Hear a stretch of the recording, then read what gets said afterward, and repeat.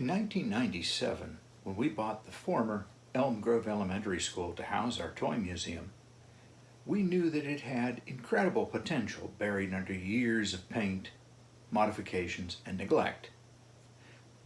18 months later, the Kruger Street Toy and Train Museum opened in September of 1998.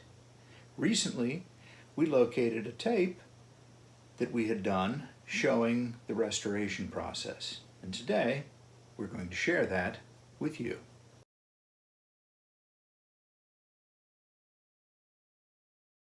The purpose of today's activity is for the auction of this parcel of land in Ohio County, which is owned by the Ohio County Board of Education and is no longer needed for school purposes. This parcel of land is part of the real estate designated as lots 60, 61, and 62, Loring Place Edition, located in Elm Grove, City of Wheeling District.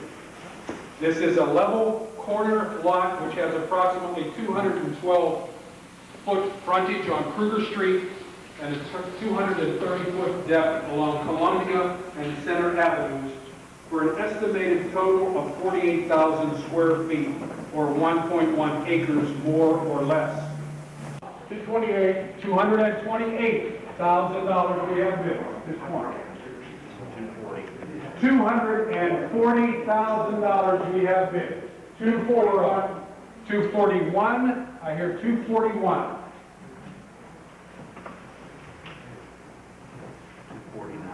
249 at this point. I hear 249. 250. $250,000 we have. $251,000. 252. $252,000. $253,000. I quit. Thank you. $253,000. $253,000. Do we have any other bidders? We're at $253,000. 253. Thank you all very much. Wheeling has a very strong Victorian presence and always has. It's had Victorian homes, there's a Victorian theater downtown. This, being a Victorian school, is kind of an oddity. A lot of communities, these buildings have been gone for 20, 30, 40 years. And our feeling when we saw the building was, what better place to put a museum than in a historical building, in a type of a building where it's not just a location for the artifacts, a location to put all the toys, but it's also a showcase. The building itself is something people come to see. For the rest of this half hour, we're going to look at the renovation of 144 Kruger Street and its evolution into the Kruger Street Toy and Train Museum of today. Also, we'll be visiting with Neva Caldwell, who is a Wheeling resident and not only was a student at the school in 1908, but also a teacher there from 1920 until 1967.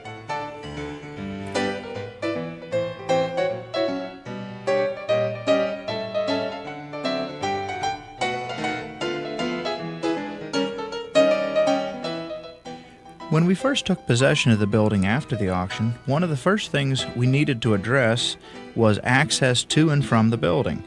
A tourist site brings in a large number of buses, and we wanted to be able to turn these around on our own property, so we built our own entrance road.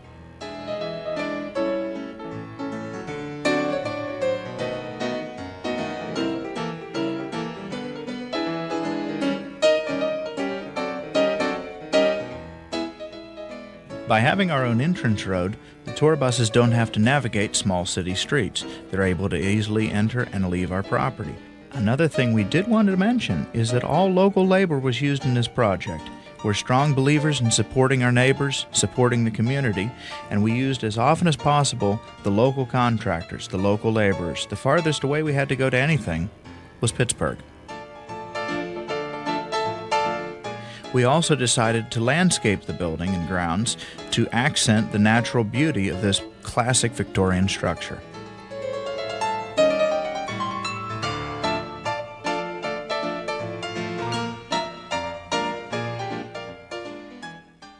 I went to the Kruger Street schools for my grade school education. Then I taught in it for 47 years. And I feel like we have a great deal in common, both in age and in service. I started the school in 1908. And at that time, Allan Curtis was the principal. And he is the one that started the high school education. Yes, up on the 4th floor. Yes. He had 2 years of high school started there, and apparently it was very successful because those that went to Wheeling to finish their junior and senior work did real well.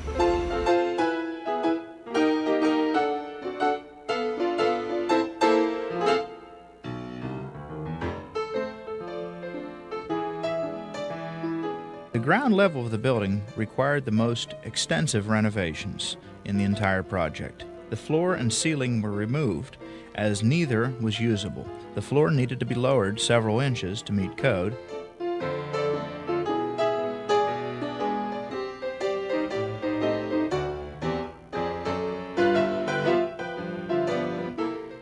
We also improved the drainage, the plumbing, and installed the heating and electrical systems for the ground level areas.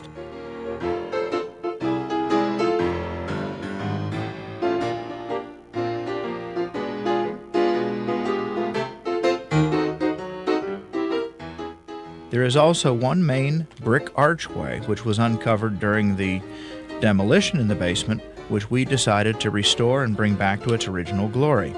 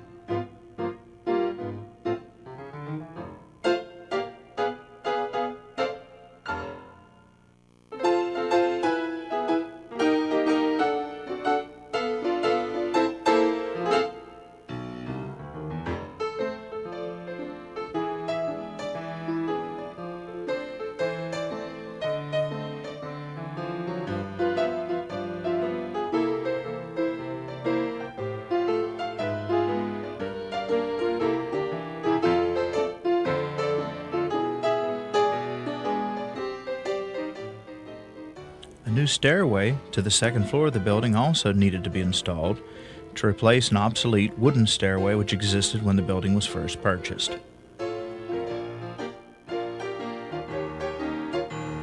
The final touch was the ironwork gate added to our stone archway. This is now a banquet room and a snack bar which is used periodically by the museum for special events, conventions, and things of that nature.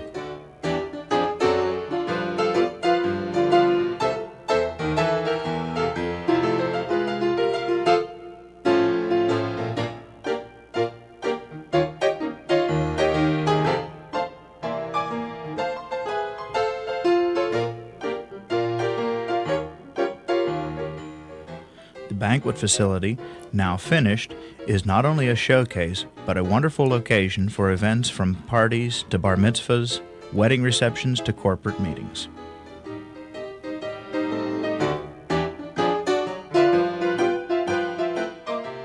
Well, I really was fond of children and always was, and I think that was the most enjoyable part about it. But there's a lot of work in teaching school.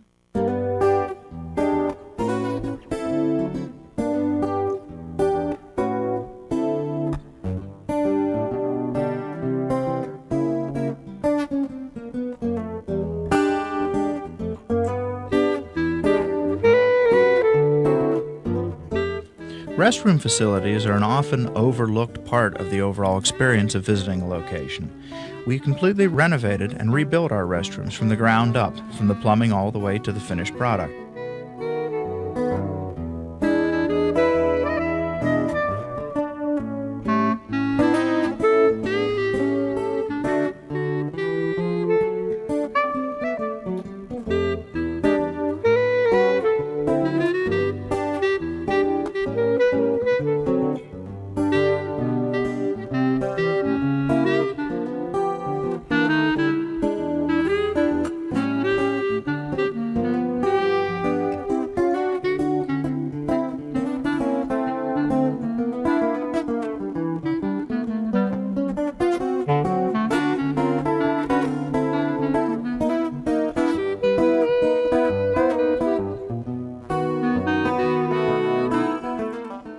They are now fully handicapped accessible and state-of-the-art, while we still were able to preserve some elements of the original restrooms for historic value.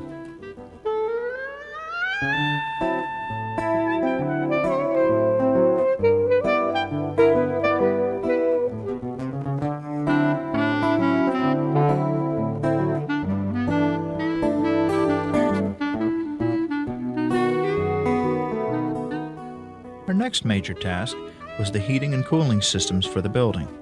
Originally, there was no cooling system in the Kruger Street Elementary School. Heating was provided by radiators and hot water heat.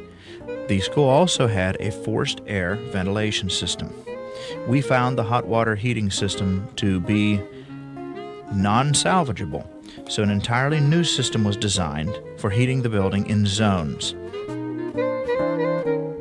Whenever possible, the existing structural aspects of the building were used to hide the system's equipment and ductwork, to try to make it blend as much as possible with both the interior and the exterior of the building.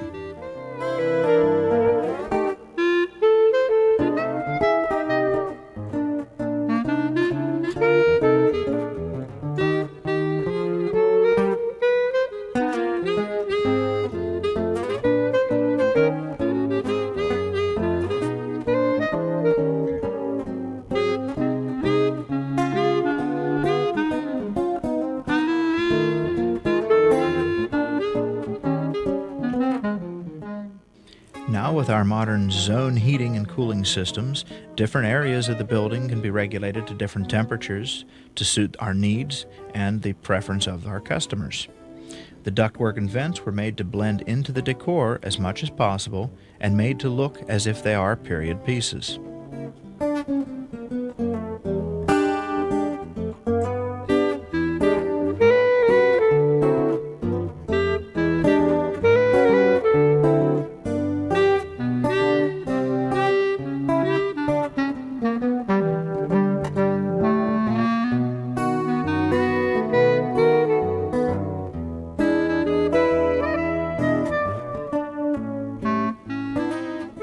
Even the external equipment was placed in locations that do not detract from the front view of the building.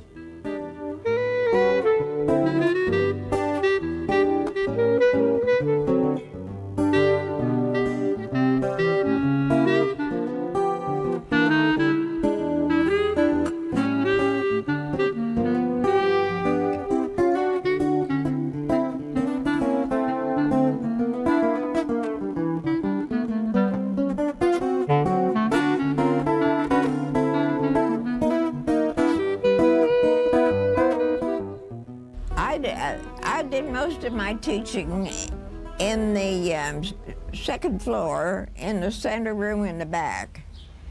Okay. But there came a time when my principal asked me if I would, it was Miss Roderson. She would like me to take the room across the hall and have 2 grades in it. And I said I would, of course. And then that led on for me to take the 5th grade in a year or so. And so I took the 5th grade in that room that you have made into a so-called permanent classroom. But I was right in the front of the building. Yes. in the middle. Mm-hmm. But I It was a small room, and I wasn't in there very long. And I was moved on to the room that the principal had in the corner next to Center Avenue. And that's where I ended up my teaching, in that room.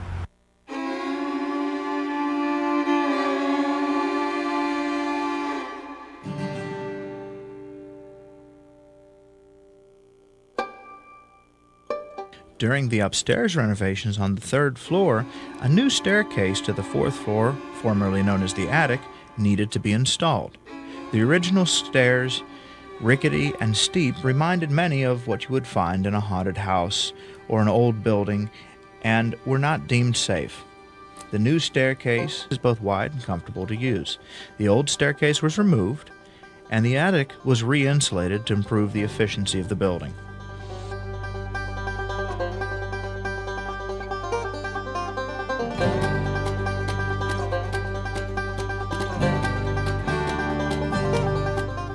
Our elevator, state-of-the-art as well, was installed in an existing staircase. The shaft was built first by local labor, and the equipment for the elevator was brought in by a Pittsburgh corporation. This elevator allows the handicapped to see every aspect of the building, every part of the tour.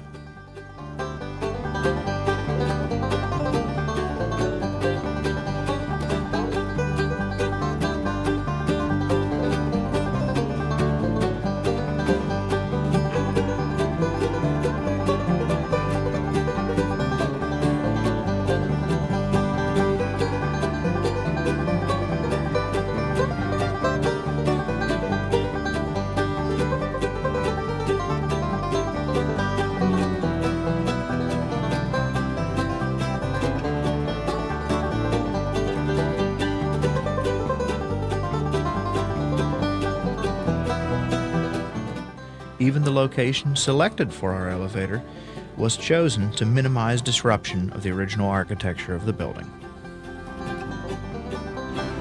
If I had it to do over again, I wouldn't like to be teaching over the place where they shovel the coal. You know, the furnaces were fed coal, and they got coal about twice a week, I think. And it was shoveled right underneath that room that I'm talking about that I taught so many years in.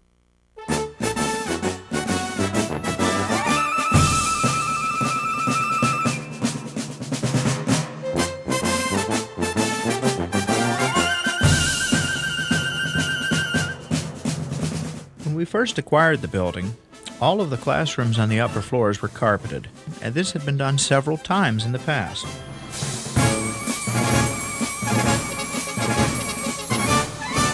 Our first task was to remove the old carpeting and strip off all of the old glue. Then the floors were sanded and resanded and buffed to a sheen, and 3 coats of gym seal, a product used on basketball surfaces, was placed on the floors to accent the natural grain and beauty of the wood. The floors in the building are Georgia yellow pine.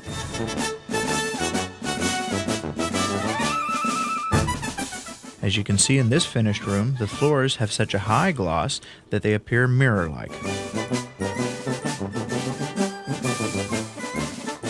The ceilings of the building also needed to be refinished. While they were largely intact and only needed minor replacement of tiles and repair, the paint was peeling over the entire surface of the ceilings. This needed to be scraped, and the ceilings needed to be repainted. We also elected to add gold leaf to the medallions in all rooms and gold tooling in the entranceways to accent the original ceiling. While not a touch you would normally find on an institutional building such as a school, it was a common practice in the Victorian time to accent these beautiful ceilings.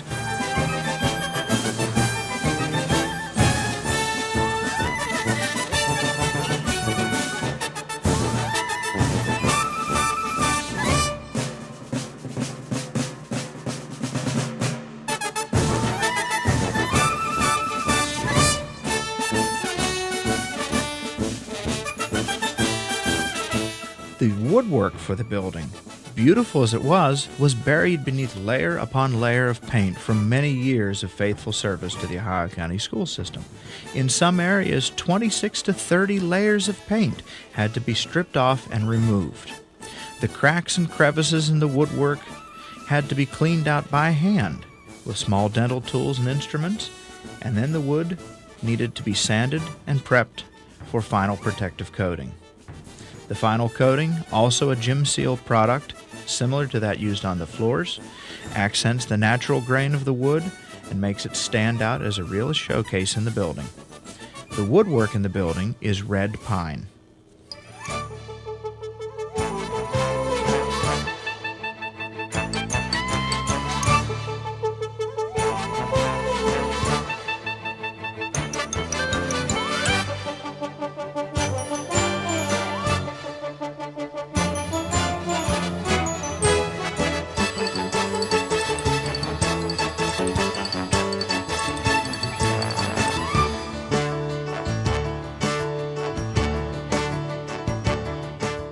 The doors in the building underwent a similar process to restore them to their original glory.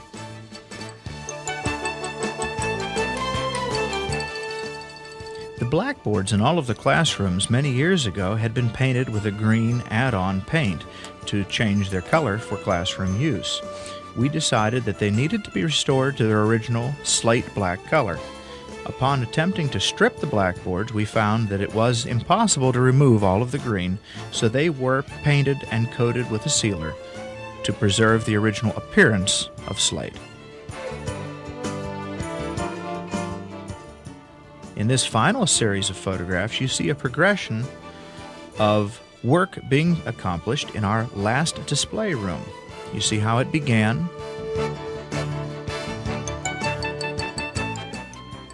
and how it looks today.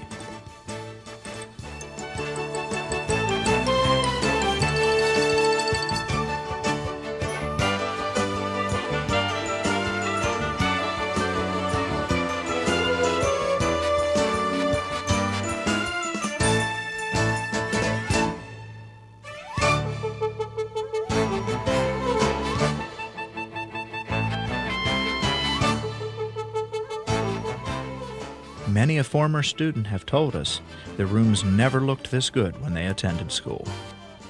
The rooms, there were, on the first floor, 5 classrooms. And on the second floor, there were 6 classrooms.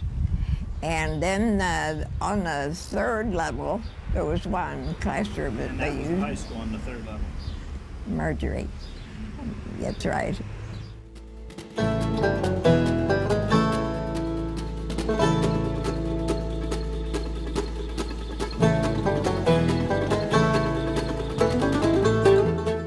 As the final touches were being placed on the doors and the woodwork throughout the building, carpeting was being laid in both main lobbies and wallpapering was being done throughout the lobby areas. The casual observer may not even notice the mechanicals and pipes on the walls as they were painted to blend with the wallpaper to improve the overall appearance of these areas.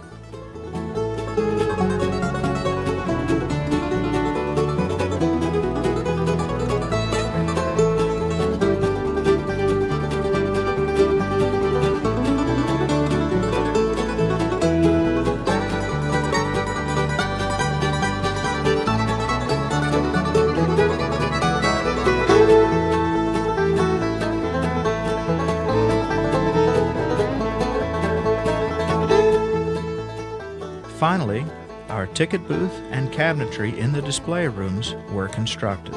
Done again by local labor, our cabinetry is all oak in construction, is made to last many a lifetime, and is unique in its design.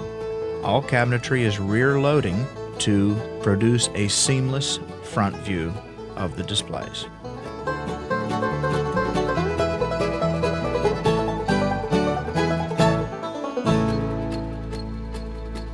Worked out real well for me because I was close home, and it just worked out real well.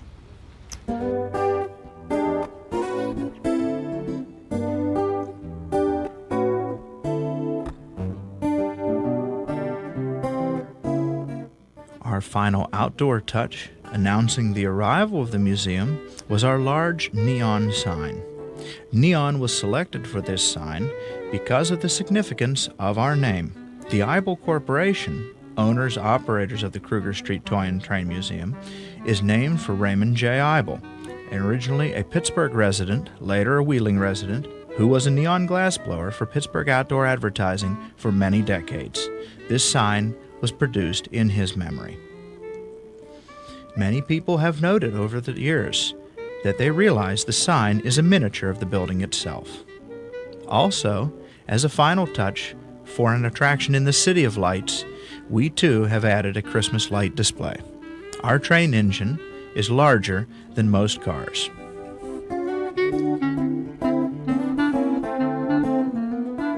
Oh, I think it looks wonderful. And I'm so very glad that the building's been preserved, because, you know, there was talk that maybe it would be torn down. It seems that would be such a pity, because generally it's substantial, I think. And I surely wish you well.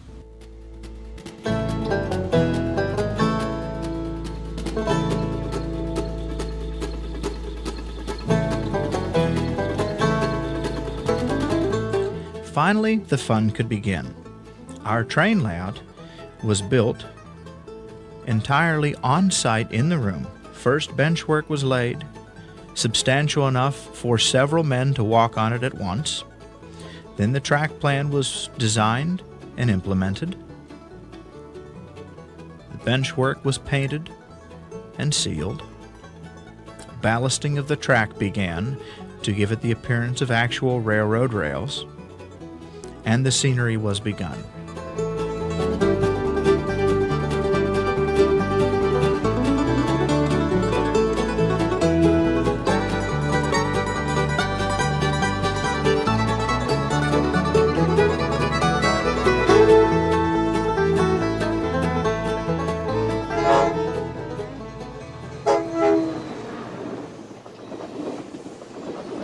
After the mountain was completed, the town and industries were built.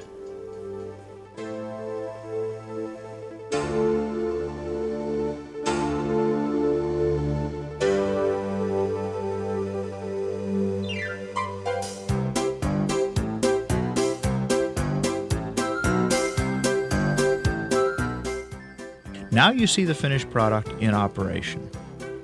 Many people ask us, what does this represent? What town? What time? It actually represents a variety of times and a variety of towns. It is meant to showcase a little bit of everything in West Virginia, from coal and steel to oil, chemicals, small family farms, logging, and light industry. Even the trains that run on our tracks represent railroads of significance in West Virginia.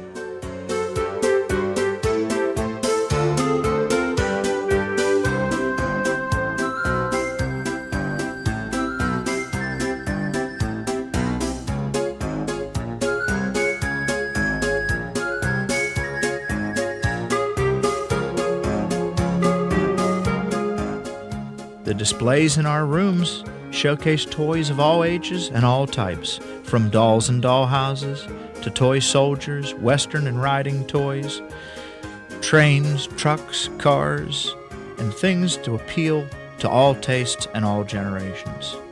Toys as old as the 1890s and as new as the last few years, and memories from all generations await you when you visit the Kruger Street Toy and Train Museum.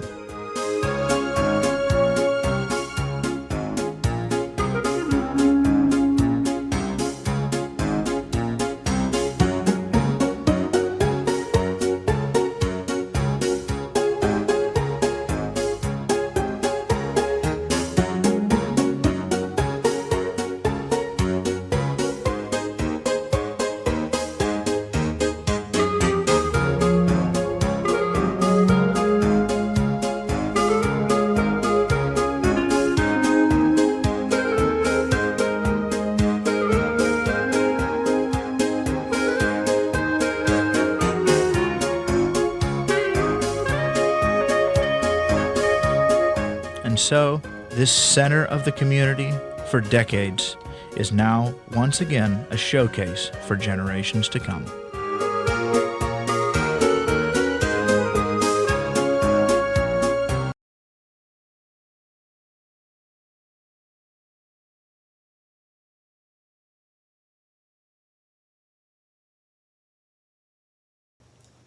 Many communities around the United States have Victorian homes that have been restored to their former glory, most in the eastern half of the country, but very few have a restored Victorian schoolhouse. They're rare to begin with, and having one brought back to its original glory is almost unheard of. That's just one more thing you can enjoy when you visit the Kruger Street Toy and Train Museum in Wheeling, West Virginia. And to keep up with what's going on, don't forget to like and subscribe so that you'll know what's happening here on Kruger Street Stories. Well, that's it for today. We'll see you next time. Well, that's it for today's episode of Kruger Street Stories. We hope you enjoyed it. Don't forget to like, press our circular logo on this page to subscribe, and click on the thumbnail to watch this next episode we know you'll also enjoy.